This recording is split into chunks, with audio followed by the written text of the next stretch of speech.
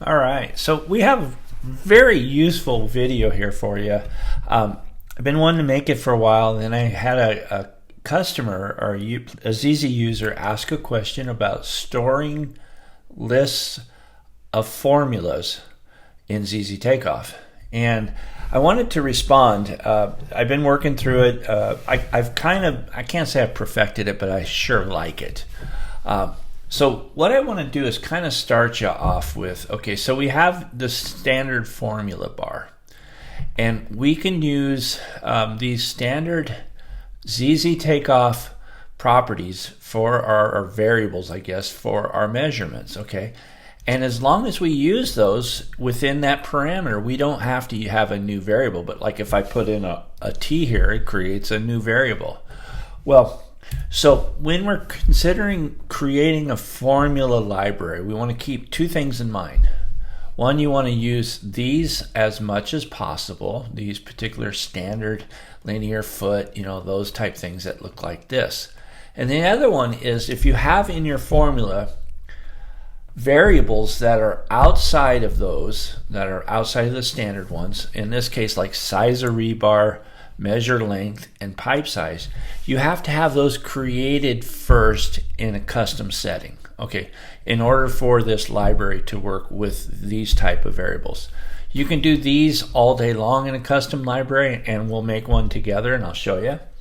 But for custom variables, they need to be set in your property first. Okay, so to better explain it, let's go look at these. Okay, I'll hit cancel. Now what I want to do is go up to my settings in my little customer portal here and go to custom properties, and you can see I have those three that we had talked about already entered in as properties. Okay, now the A here means that it's a variable, and we'll show you that. Okay, this is real important for your formula library if you're going to create one.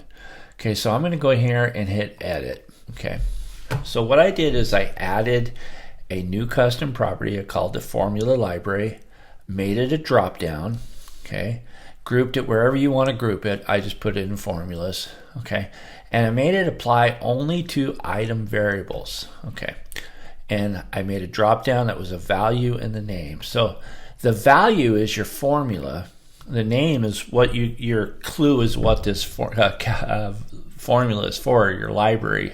Like this is a pipe size calculator. This will calculate the size of rebar. And so what I did is I'm going to go here and show you this formula. Okay, right here, this formula, you can see it's pretty massive, so is the pipe size one.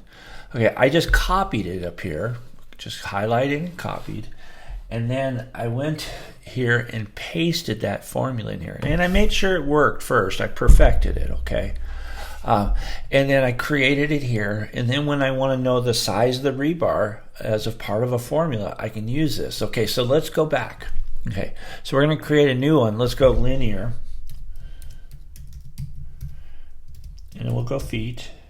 Okay, divided by 4 for whatever reason. Okay, now we know that linear foot is like this one is a standard variable, so I don't have to do anything specific for it. But if I went like this and I said, hey, I want to change this times Todd, how's that? That's quite the calculation.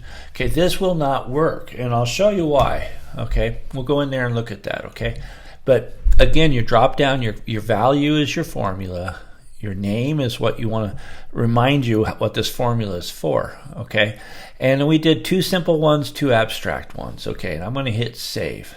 Okay, so we've got this part here, and again, if I decide that I want to divide it by 16, I can do that easy enough. That's a simple formula, and you get 2.37.